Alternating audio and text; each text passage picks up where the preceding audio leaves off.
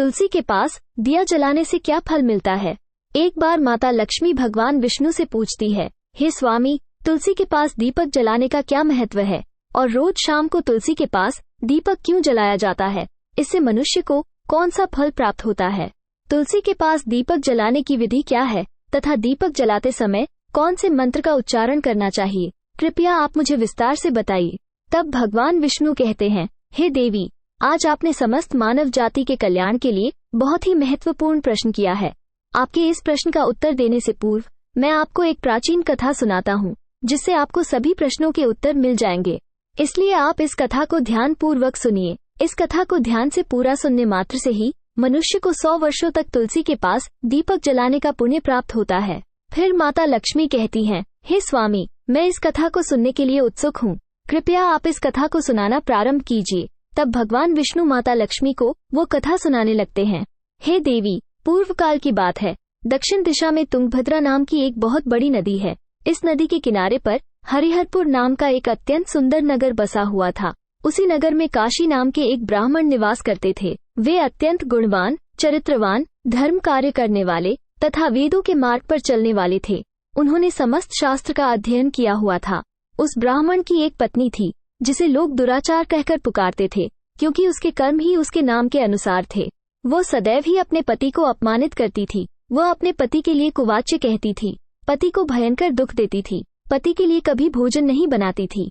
उसने अपने पति के साथ कभी शयन नहीं किया, कभी उसके साथ प्रेम से व्यवहार नहीं किया। पति के मित्र, परिवार के लोग घर पर आते तो वो स्त्री उनको अपमानित करके भगा दिया करती थी और स्वयं काम भाव से उन्मत्त होकर निरंतर अन्य व्याभिचारिणी स्त्रियों के साथ घूमा करती थी। उसका मन पति को छोड़कर पराये पुरुषों में लगा रहता था। उसने कभी अपने पति से प्रेम से बात नहीं की, किंतु पराये पुरुषों के संग बैठकर बातें करती थी। पराये पुरुषों को मोहित करने के लिए सज धज कर गांव में घूमने जाया करती थी। कभी वह वन में किसी वृक्ष के नीचे खड़ी रहकर सुंदर पुरुषों की राह देखने लगती और किसी दुष्ट पुरुष को मोहित करके उसके संग भोग विलास किया करती थी। फिर एक दिन वो दुराचारिणी स्त्री वन में जाकर एक वृक्ष के नीचे खड़ी हो गई। उसका चित्त काम से भरा हुआ था।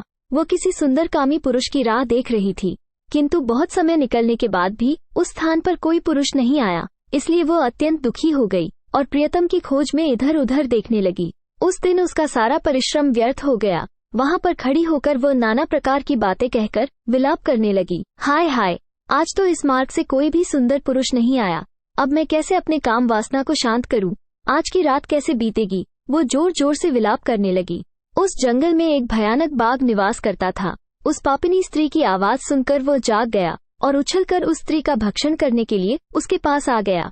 उस भयंकर बाघ को देखकर उस स्त्री के पसीने छूटने लगे। वो भय से थर थर कांपने लगी। वह स्त्री कुछ करती, इतने में ही उस बाघ ने अपने पंजे से उसे घायल कर दिया और वह स्त्री जमीन पर गिर पड़ी।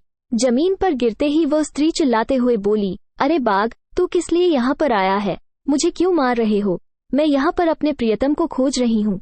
तुम मुझे छोड़ दो। मेरा भक्षण करके तुझे क्या मिलेगा? उस स्त्री की यह बात सुनकर वो भयानक बाघ क्षण भर के लिए रुक गया और हंसते हुए बोलने लगा, हे दुष्टा, आज विधाता ने तुझे मेरा ग्रास नियुक्त किया है। तुझ जैसी पापिनी स्त्रियों का भक्षण करना ही मेरा काम है, तभी तुझे इस शरीर से मुक्ति मिलेगी। वो स्त्री कहने लगी, हे बाघ, तुम कौन हो? मुझे सच सच बताओ, तुम्हें किस कारण से बाघ की योनि में जन्म लेना पड़ा और तुम मुझ जैसी स्त्रियों का भक्षण क्यों करते हो?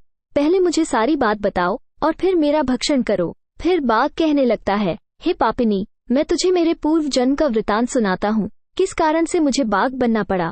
पूर्व काल में दक्षिण देश में एक नदी थी। उस नदी के तट पर एक नगरी बसी हुई थी। उस नगरी में मैं निवास करता था। मैं एक ब्राह्मण का पुत्र था और नदी किनारे बैठकर यज्ञ आदि कार्य किया करता था। मैंने उस जन्म में अनेक पापियों के लिए यज्ञ किया, उन पापियों के घर का भोजन किया। मैंने धन के लोभ से अनेक पापियों के लिए कार्य किया। जिन वस्तुओं का दान ब्राह्मण को नहीं लेना चाहिए, उन वस्तुओं का दान भी मैंने ग्रहण किया और दूसरों से धन लेता था, लेकिन कभी वापस नहीं करता था। इस प्रकार से पाप करते हुए मुझे बहुत साल बीत गए और मैं बूढ़ा हो गया। मेरे बाल सफेद हो गए, आंखें सूज गई, मुंह के सारे दांत गिर गए, लेकिन फिर भी मेरी दान लेने की आदत नहीं छूटी और मैं पाप करता गया। फिर एक दिन मैं धन के लोभ से नदी किनारे गया और अन्य धूर्त ब्राह्मणों के साथ मिलकर हमने लोगों को ठगा। झूठ मंत्र वचन बोलकर हमने बिना विधि विधान किए ही देवी देवताओं का पूजन किया और बहुत सारा धन दान में ले लिया। फिर उसी स्थान पर एक बीमार कुत्ते ने मेरे पैर में काट लिया और मैं मूर्छित होकर गिर पड़ा। उसी क्षण मेरे प्राण चले गए। फिर यम के दूत उस स्थान पर प्रकट हुए और मुझे पकड़कर यमपुरी ले गए। वहां पर यमराज ने चित्रगुप्त से मेरे कर्मों का लेखा जोखा निकालने के लिए कहा। फिर चित्रगुप्त कहने लगे, हे धर्मराज, इस ब्राह्मण ने घोर पाप किए हैं। इसने दूसरों से झूठ कहकर धन लूटा है, विधि विधान से पूजा ना करके झूठ मंत्र बोलकर भगवान का अपमान किया है। इसलिए ये पापी ब्राह्मण केवल नरक जाने के ही योग्य है। फिर यमराज ने अपने दूतों को आदेश देकर मुझे नरक की अग्नि में डाल दिया। अनेक वर्षों तक नरक की सजा भोगने के बाद मुझे बाघ का शरीर प्राप्त हुआ और मैं इस दुर्गम वन में निवास करने लगा। मैं अपने पूर्व जन्म के पापों को याद करके कभी महात्मा, साधु पुरुष, सती स्त्रियों का भक्षण नहीं करता हूँ। मैं केवल पापी, दुराचारी तथा कुलटा स्त्रियों का ही भक्षण करता हूँ, ताकि मुझे पाप से मुक्ति मिल जाए। इस प्रकार से उस बाघ ने अपने पूर्व जन्म का वृतांत सुना दिया और उस स्त्री से कहने लगा, हे पापिनी, तेरे आचरण से तू कुलटा दिखाई पड़ती है। अपने पति को छोड़कर तू इस वन में अन्य पुरुष के साथ भोग विलास करने के लिए आई है, इसलिए आज तू मेरा ग्रास अवश्य बनेगी। इतना कहकर उस बाघ ने अपने तीक्ष्ण नाखून से उस पापी स्त्री के टुकड़े टुकड़े करके उसे खा लिया। फिर उस स्थान पर यम के दूत प्रकट हुए और उस पापिनी स्त्री को उठाकर यमपुरी ले गए। वहां पर उसे यमराज के सामने खड़ा किया गया। फिर चित्रगुप्त ने उस स्त्री का लेखा जोखा निकालते हुए यमराज से कहने लगे, हे धर्मराज, ये स्त्री तो अत्यंत पापिनी है। इसने घोर पाप किए हैं। इसने व्यभिचार किया है। इसने अपने पति की कभी सेवा नहीं की। अपने पति को भूलकर पराये पुरुषों के संग भोग विलास किया करती थी। उसके पाप को सुनकर यमराज ने उस स्त्री को अग्नि से भरे हुए कुंडों में डालने का आदेश दिया। अनेक वर्षों तक उसे उस कुंड में पकाया गया। फिर उसे निकालकर दूसरे नरक में डाल दिया गया। इस प्रकार से उसे अनेक वर्षों तक अलग अलग नरकों में डाला गया और नरकों में डालने के बाद वो महापापी स्त्री पुनः पृथ्वी लोक पर आकर चांडाल के रूप में उत्पन्न हुई।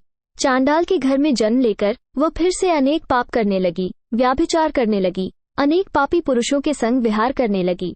कुछ समय बाद पूर्व जन्म के पापों के कारण उसे कोढ़ का रोग हो गया और वह भयानक पीड़ा सहन करने लगी। उसका अंग अंग जलने लगा, उसके नेत्रों में पीड़ा होने लगी। इस दुख को सहन करती हुई वो दिन बीताने लगी। फिर एक दिन वह तीर्थ में स्नान करने के उद्देश्य से अनंतपुरा में चली गई। वहां पर वह एक आश्रम के बाहर निवास करने लगी। वहां उस आश्रम में एक तुलसी का पौधा था।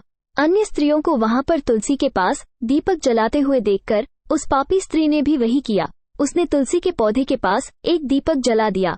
फिर उसी रात हृदयघात से उसकी मृत्यु हो गई और यमराज के दूत उसे ले जाने के लिए वहां पर प्रकट हुए। जैसे ही यम के दूत उस पापी स्त्री को पाश में बांधकर ले जाने लगे, तभी भगवान विष्णु के दो पार्षद उस स्थान पर प्रकट हुए और उन्होंने उन दोनों को रोक लिया और कहने लगे, हे दूतों, इस स्त्री को तुम छोड़ दो। ये स्त्री नरक जाने के योग्य नहीं है।